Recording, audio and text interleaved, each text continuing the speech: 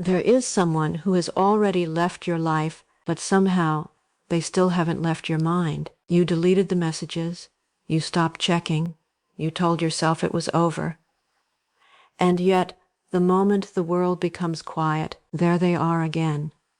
Their face, their voice, the words you wish you had said, the ending you wish had been different. So you fight harder, stop thinking about them, let them go, move on.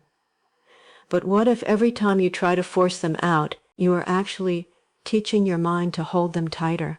Buddhist wisdom reveals a quiet truth. You are not trapped because the thought keeps returning. You are trapped because every time it returns, you follow it. And when you learn how to let someone enter your mind without entering the memory with them, something changes. They may still cross your mind, but they can no longer take you with them. 1. The harder you try to push them out of your mind, the more your mind holds on. There is one mistake many of us make when we are trying to forget someone. We try too hard. We start watching our own thoughts. You wake up in the morning and ask yourself, will I think about them today? And suddenly you are already thinking about them. At night you ask, why are they still in my head? And there they are again. You hear a song and think, I hope this doesn't remind me of them. But now it already has. This is the strange thing about the mind. The more you tell yourself not to think about someone, the more your mind keeps checking for them. It is like closing a door and then opening it again every few minutes just to make sure it is closed. You think you are trying to forget, but you are actually reminding yourself again and again. This is why fighting your thoughts can make them stronger. The person may not be asking for your attention anymore, but your fight against the memory keeps giving them attention. Buddhist wisdom teaches us another way. Instead of fighting every thought, learn to watch it. A thought comes, a feeling comes, a memory comes, and after some time, it changes or leaves. That is the natural way of the mind. But we often make the thought stay longer because we start fighting with it. You suddenly think, I miss them. Then you tell yourself, no, stop thinking about them. Then another thought comes.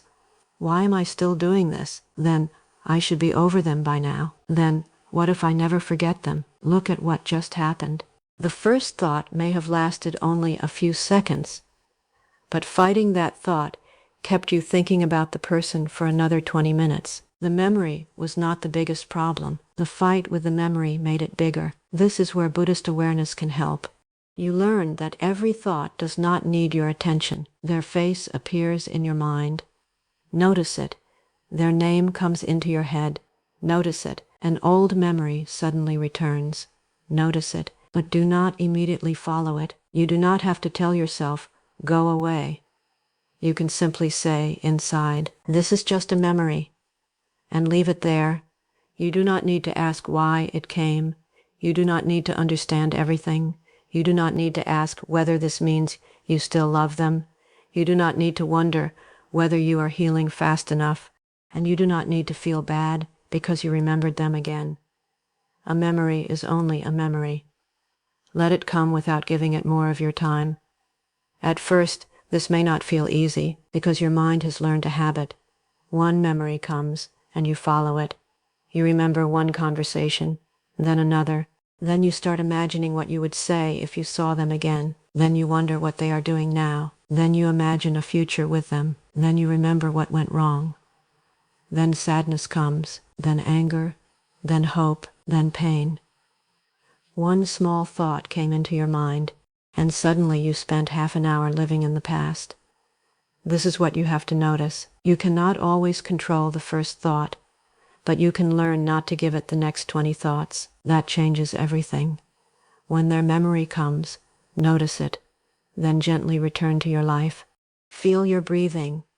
Notice where you are sitting. Listen to the sounds around you.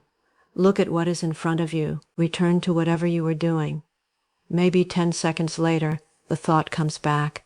That is okay. Notice it again, then return. Maybe it comes back 20 times, maybe 50 times. That does not mean you failed. Every time you notice the thought and return to the present, You are teaching your mind something new. You are teaching it, I can remember them without following the memory. That is real progress. Healing does not mean you never think about them again. Healing means the thought has less power over you. At first, seeing their name may destroy your whole evening. Later, it may hurt for 10 minutes, then maybe 1 minute, then only a few seconds. And one day, something beautiful happens. Their name appears in your mind, and you simply notice it. You do not feel the need to check on them. You do not create another conversation inside your head. You do not wonder if they miss you. You do not imagine them coming back. You do not become angry. You do not chase the memory. It is simply a name, a memory, someone who was once part of your life, and then the thought passes. You return to your day. That is when you begin to understand what letting go really means. You never needed to fight them out of your mind. You only needed to stop walking behind them every time their memory appeared. 2. You are not always missing them. Sometimes you are trapped inside the ending you never received. Sometimes you think you cannot stop thinking about someone because you still want them, but that is not always true. Sometimes you keep thinking about them because something between you never felt finished. Maybe they left without giving you a clear reason. Maybe their feelings suddenly changed. Maybe they stopped talking to you. Maybe they hurt you and never said sorry. Maybe you never got the chance to tell them what you truly felt. Or maybe everything ended so quickly that your heart never had time to understand what happened. So your mind keeps going back. Not always because it wants the person back. Sometimes it simply wants an answer. You keep asking yourself, why did they change? Did they ever really care about me? Was any of it real? What did I do wrong? Do they ever think about me? What if I had said something different? And every question keeps the person alive inside your mind. You think one more answer will finally bring you peace. You tell yourself, if I could just understand what happened, maybe I could let go. So you replay everything. The last conversation, the last message, the way they looked at you, the moment their behavior changed, the things they promised, the things they never explained. You go through the same memories again and again, hoping to find something you missed, but most of the time, nothing new is there. You are looking at the same past with the same information, and yet the mind keeps searching. Why? Because the mind does not like unfinished stories. When something has a clear ending, it is easier to place it in the past, but when someone leaves you with questions, the mind feels like the story is still open. So it tries to finish the story by itself. This is when imaginary conversations begin. You imagine seeing them again. You imagine asking them everything you never got to ask.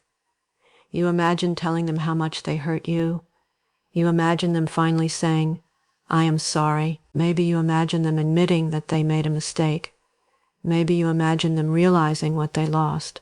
Maybe you imagine them coming back after finally understanding your value. For a few moments, these thoughts can feel good, because inside your imagination, you can create the ending you wanted. You can make them understand. You can make them explain. You can make them regret leaving. You can finally say the perfect words. But when the imaginary conversation ends, you are still sitting in the same place. Nothing in the past has changed. And now your mind wants to have the conversation again. This is how someone can stay inside your head long after they have left your life. You are not only remembering them, you are trying to finish something that reality left unfinished. Buddhist wisdom teaches us something difficult but freeing. Peace does not always come from getting every answer. Sometimes peace comes when you no longer need every answer. There will be things in life you may never fully understand. Someone may leave without explaining why. Someone may treat you badly and never admit it. Someone may misunderstand you and never see your side. Someone may promise you something and then become a completely different person. And sometimes you will never know exactly what was happening inside their mind. You can spend months trying to understand it. You can spend years, but there comes a moment when you have to ask yourself, how much of my life am I willing to give to a question that may never be answered. This is where acceptance begins. Acceptance does not mean saying what they did was okay. It does not mean pretending you were not hurt. It does not mean you have to forgive everything immediately. Acceptance simply means, this happened, and I cannot go back and change it. That sentence can be painful, but it can also set you free, because much of our suffering comes from arguing with something that has already happened. They should have stayed. They should have explained. They should have treated me better. They should have chosen me. Maybe they should have, but they did not. And every time you repeat what they should have done, your mind goes back to a moment that cannot be changed. You keep standing at the same closed door, asking why it closed. But your life is happening somewhere else. Sometimes you have to stop asking the door to open. You have to turn around. Not because you suddenly understand everything, not because the pain disappeared, but because you finally understand that your future cannot begin while your mind keeps asking the past for another ending. Maybe they will never explain. Maybe they will never apologize. Maybe they will never understand how deeply they affected you. Maybe they will never become the person you hoped they would become. But their understanding is not required for your peace. Their apology is not required for you to move forward. Their regret is not required for you to heal. And their return is not required for your story to continue. Sometimes closure is not something another person gives you. Sometimes closure is something you stop waiting for. It is the quiet moment when you say, I may never know everything, but I know enough to continue my life. That is powerful. Because now you are no longer waiting for someone from your past to give you permission to have a future. The questions may still come. Why did they do it? Notice the question. But you do not have to spend another night answering it. Do they still think about me? Maybe they do. Maybe they do not. Your peace does not need that answer. Will they ever regret losing me? Maybe. Maybe not. But your life cannot be built around waiting to find out. This is how the unfinished story finally begins to lose its power. Not because you found every missing piece, but because you stopped believing you needed every missing piece to be free. One day, you may look back and realize that the answer you were waiting for was never the thing that healed you. What healed you was the day you stopped waiting, the day you stopped replaying the ending, the day you stopped asking yesterday to explain itself, the day you accepted that some chapters end without giving us the final sentence we wanted, and you turned the page anyway. 3. You may not want them back.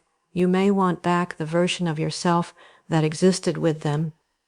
There is a question you should ask yourself when someone keeps returning to your mind, what do I actually miss? Do not answer too quickly. Your first answer may be, I miss them, but look a little deeper. Maybe you do not miss everything about them. Maybe you do not even want the relationship back exactly as it was. Maybe you know they were not right for you. Maybe you know going back would bring the same problems again. And still, you think about them. Why? Because sometimes we do not miss the person as much as we miss how we felt when they were in our life. Maybe you miss waking up and seeing their message. Maybe you miss having someone to talk to at night. Maybe you miss feeling important to someone. Maybe you miss being asked, how was your day? Maybe you miss knowing someone was thinking about you. Maybe you miss the excitement you felt when their name appeared on your phone. Maybe you miss having something to look forward to. Or maybe you simply miss the person you were during that time. You smiled differently. You felt more hopeful. Life seemed more exciting. The future seemed full of possibilities. You felt wanted. You felt noticed. You felt connected. Then the person left, and all those feelings seemed to leave with them. So your mind made a simple connection. When they were here, I felt good. When they left, I felt empty. And slowly, you began believing that getting them back would also bring those feelings back. But this is where you need to look carefully. The feeling and the person are not the same thing. Someone can make you feel loved, but they do not own your ability to feel love. Someone can make you feel alive, but they do not own your ability to enjoy life. Someone can make you feel valuable, but they do not create your value. Someone can bring happiness into your life, but they are not the only place where happiness can exist. This is an important part of Buddhist understanding. We often attach ourselves not only to people, but also to the feelings we connect with them. We remember how someone made us feel, and then we start believing we need that person to feel that way again. That belief keeps us stuck. Think about it. Maybe you are sitting alone at night, the room becomes quiet, you feel lonely, and suddenly you think about them. It feels like you missed the person, but perhaps loneliness came first. Then your mind remembered the person who once made you feel less lonely. Another day, you feel ignored or unwanted. Again, their memory appears. Maybe your mind is not asking for them. Maybe it is asking to feel wanted again. This is why understanding what you truly miss can change the way you heal. Instead of saying, "I need them back," ask, "What feeling am I searching for right now?" Maybe the answer is connection. Maybe it is comfort. Maybe it is attention. Maybe it is excitement. Maybe it is safety. Maybe it is love. Maybe it is simply having someone there. Once you understand the real need, something changes. You stop seeing one person as the only answer. Imagine someone once made you laugh during a difficult time. Years later, when you remember them, you may believe you miss them. But perhaps part of what you miss is the lighter version of yourself that existed around them. That version of you is not dead.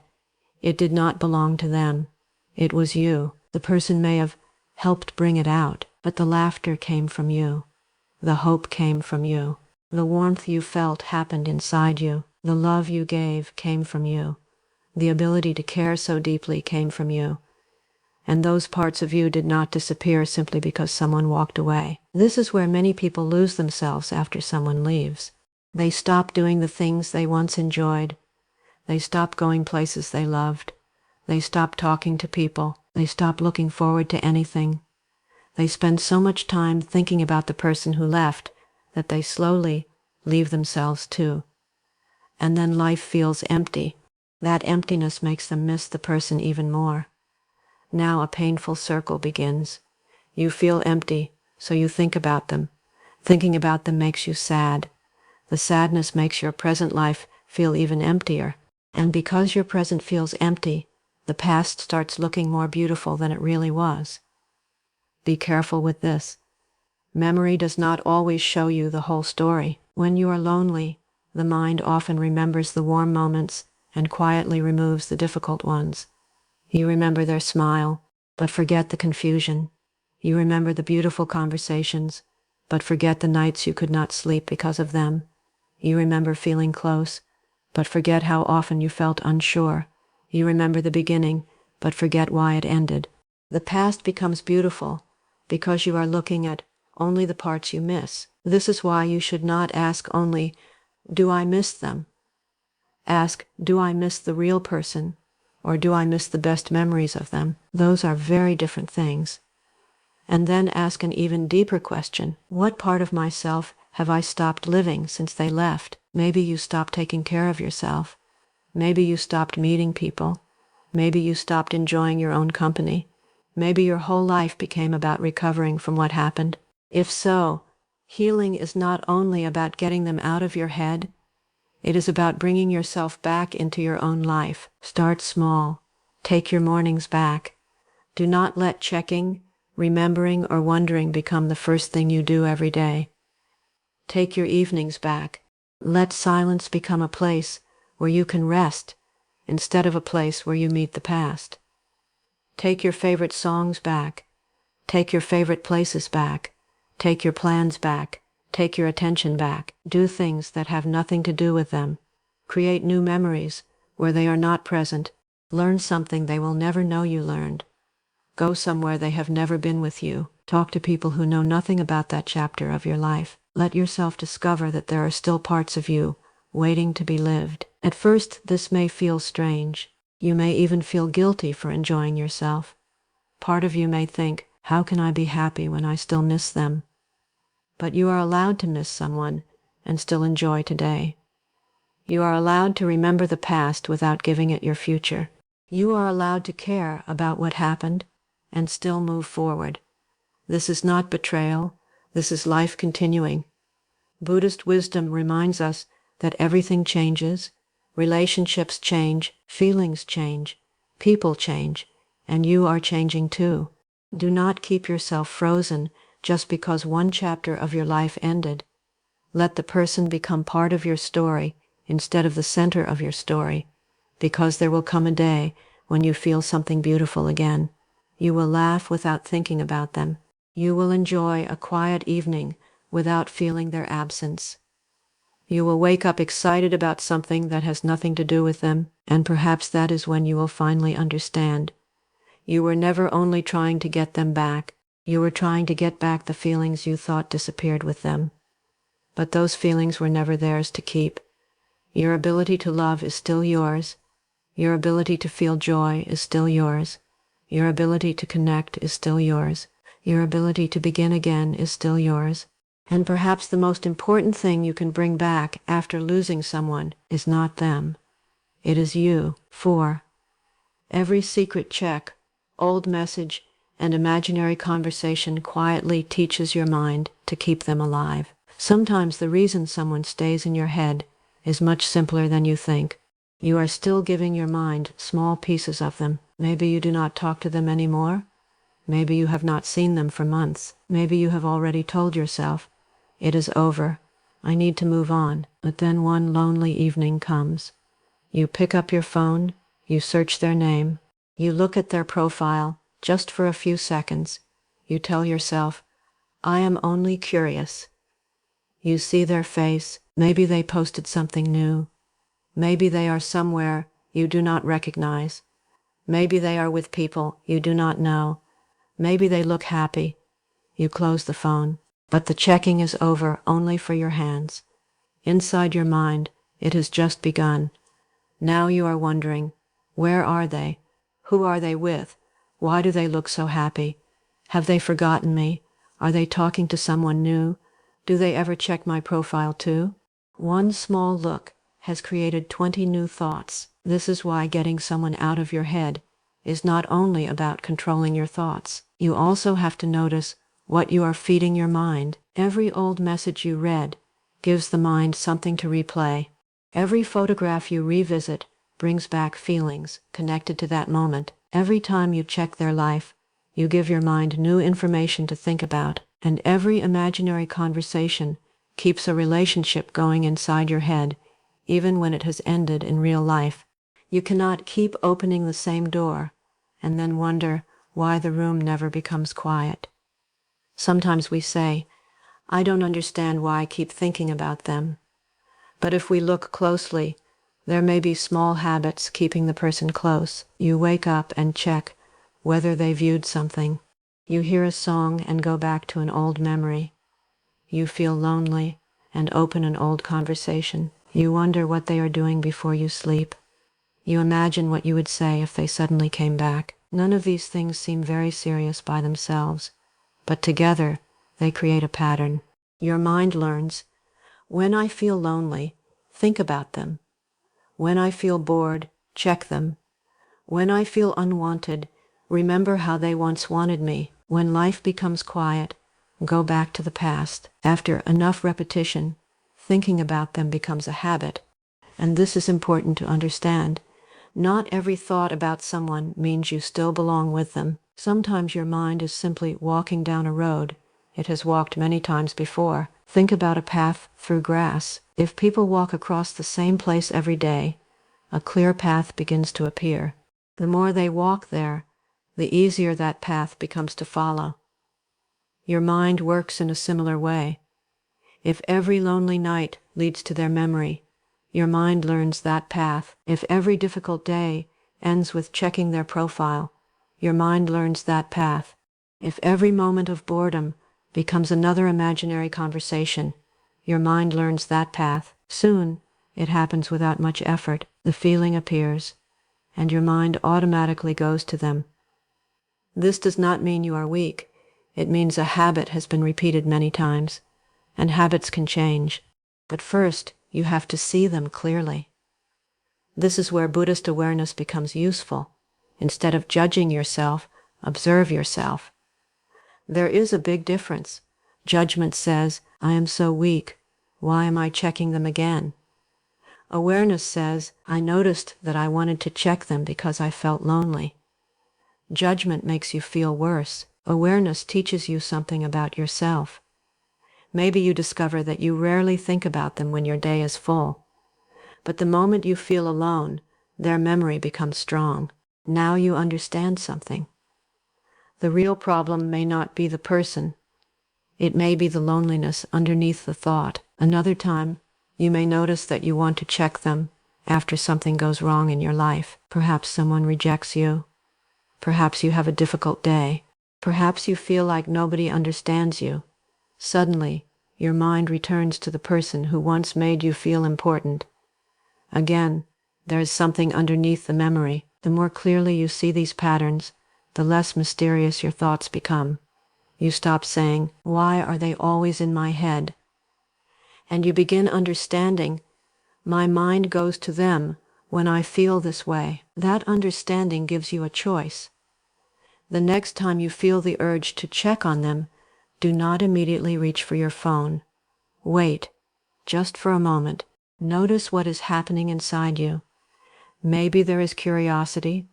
Maybe there is loneliness. Maybe there is hope. Maybe there is fear that they are moving on. Maybe part of you wants proof that they still care. Whatever it is, notice it. Do not fight the feeling, but do not immediately obey it either. This is one of the most useful things you can learn. You can feel an urge without acting on it. You can want to check without checking. You can miss someone without messaging them. You can wonder what they are doing without finding out. You can remember them without returning to the relationship inside your mind. At first, the urge may feel strong. Your mind will give you reasons. Just look once. It will only take a few seconds. You don't have to contact them. What if something important happened? What if they posted something about you? The mind can create many reasons when it wants to repeat an old habit, but you do not have to argue with those reasons. Simply wait. Feel the urge. Notice your breathing. Notice your body. Stay where you are. Give the feeling some time. You may discover something surprising. The urge begins to change. A few minutes ago, it felt impossible to ignore. Now it is weaker. Then something else gets your attention, and eventually it passes. This is an important Buddhist truth you can see for yourself. Feelings change, urges change, thoughts change. Nothing inside the mind stays exactly the same forever, but when we immediately act on every feeling, we never get the chance to discover this. We believe, I have to check. No, you feel like checking. Those are not the same thing. There is freedom in the space between feeling something and doing something, and every time you use that space, you become a little stronger. Not stronger because you are fighting yourself. Stronger because you are learning that every thought does not control you. Every time you choose not to check, you teach your mind something new. We do not need to go there. Every time you leave the old messages closed, we do not need to go there. Every time you stop an imaginary conversation before spending an hour inside it, we do not need to go there. Again and again, quietly, without anger, without making some big promise that you will never think about them again. You simply stop feeding the pattern, and slowly, the old path becomes weaker. The mind begins creating new paths. Loneliness no longer has to lead to them. Boredom no longer has to lead to them. A difficult evening no longer has to become a night spent inside old memories. You begin learning how to stay with yourself. And perhaps this is the deeper meaning of letting go. You are not trying to erase someone from your memory. You are simply no longer giving them fresh space in your present. You may still remember, but you do not check. You may still miss them, but you do not chase. You may still wonder, but you do not need to know.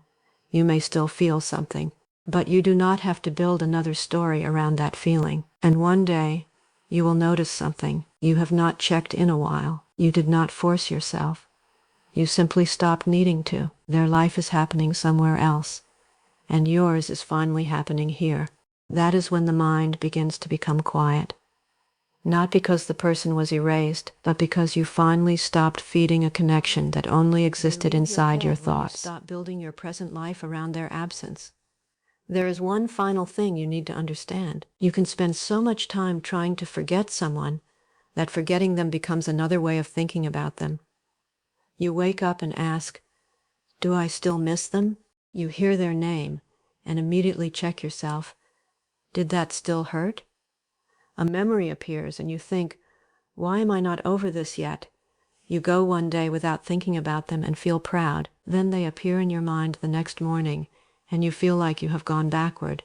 Without realizing it, you are still measuring your life by them. Before, you were thinking about being with them. Now, you are thinking about getting over them. The thought has changed, but they are still at the center.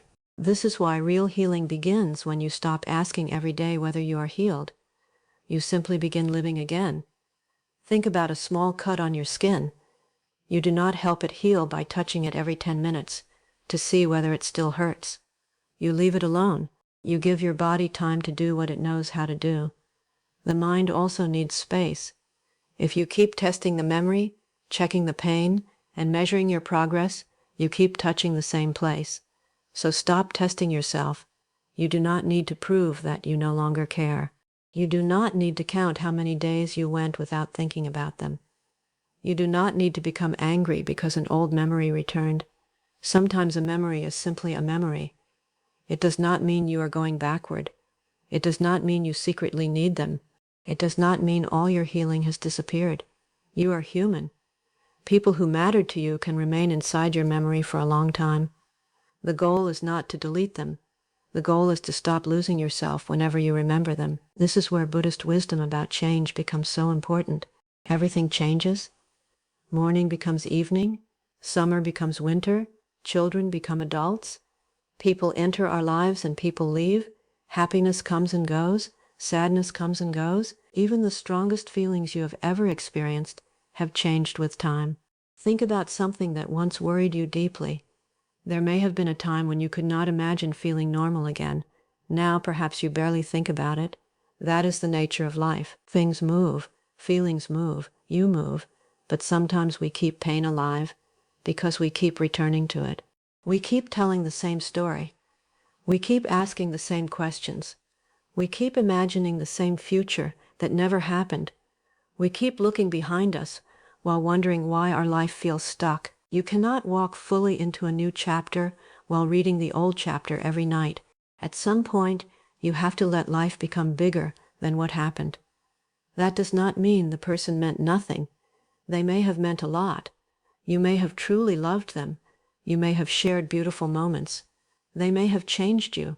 You do not need to make those memories ugly in order to move forward. You do not need to hate someone to let them go.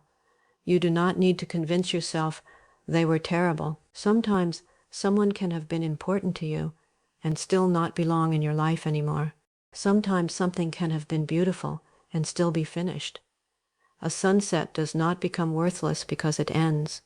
A flower is not meaningless because it does not remain forever. Some people are part of our lives for a season. The pain begins when we demand that the season never change.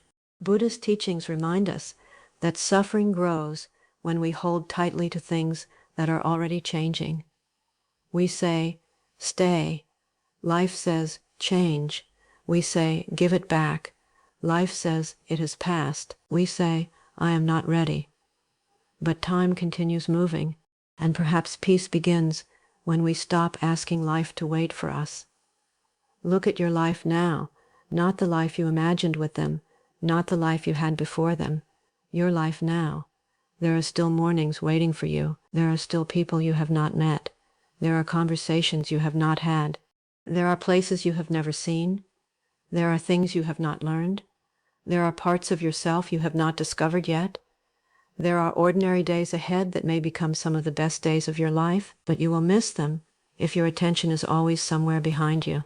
This is why you must begin returning to your own life. Slowly, eat your meal and actually taste it. Walk outside and notice where you are. When someone speaks to you, listen instead of disappearing into your thoughts. When something makes you laugh, let yourself laugh without feeling guilty. When a peaceful moment arrives, do not immediately fill it with an old memory. Let the peaceful moment belong to you. Create new routines. Go to new places. Speak to new people. Learn something. Build something. Spend time alone without making loneliness a reason to return to the past. Your present life needs your attention too. You have given the past enough of it, and something begins to happen when you live this way. At first you may still think about them every day. Then one day you realize you did not think about them until evening. Later an entire day passes, then perhaps several days. You did not force this. You were simply busy being alive. This is how someone slowly leaves the center of your mind, not because you pushed them away, but because your life became larger than their absence. Then, one day something unexpected happens. You hear a song you once connected with them. Their face appears in your mind. For a few seconds you remember everything. The conversations, the hope, the beautiful moments, maybe even the pain. But this time, you do not fall into it. You do not pick up your phone. You do not wonder where they are. You do not imagine seeing them again. You do not spend the next hour replaying the past. You simply remember. Then the song continues. And so do you. That moment may seem small, but it is one of the clearest signs that something inside you has changed. The memory is still there, but the attachment is becoming weaker. You can look at the past without entering it. You can remember without returning. You can care about what happened without needing it to happen again. That is freedom. Getting someone out of your head was never about destroying every memory of them. It was about reaching the point where the memory no longer controls what happens next. Their name appears, but you choose what happens next. Their face appears, but you choose what happens next. An old feeling returns, but you choose what happens next. And eventually your mind learns, we can remember this without living there. That is when peace becomes possible. One day you may look back at the person you were when you first tried to let go. You may remember how impossible it felt. You thought they would always be the first person you remembered in the morning. You thought every song would always hurt. You thought the questions would never stop. You thought their absence would always feel like an empty space. But life kept moving, and eventually you moved with it. You did not erase them. You did not defeat your thoughts. You did not win some great battle against your mind. You simply stopped feeding what was already trying to pass. You allowed the memory to become a memory. You allowed the past to become the past. And you gave the present a chance to become your life again. Perhaps that is the deepest form of letting go. Not saying, I never cared, but being able to say, it mattered to me, it changed me, and now I can leave it where it belongs, behind you. You do not need to carry every person who touched your life into every place you are going. Some people can remain part of your story without remaining part of your daily thoughts. Some memories can stay without controlling you. Some love can end without becoming hate, and some doors can remain closed without you standing outside them forever. Turn around. There is still a life in front of you. And the more fully you begin living it, the less room the past will need inside your mind. Until one day you understand they did not disappear because you finally learned how to force them out of your head. They became quiet because you finally stopped making their absence the center of your life. And in the space where you once carried them everywhere, you began carrying yourself again. You do not need to erase them to become free. You do not need to fight every memory, silence every thought, or pretend they never mattered. Let the thought come, let it pass, and each time gently return to the life that is still here. Because one day their name will enter your mind and you will notice something beautiful. You remembered them, but you did not lose yourself. That is letting go, not forgetting the past, but finally choosing the present. If this brought you even a little peace, subscribe and stay with us. There is much more within you waiting to become quiet.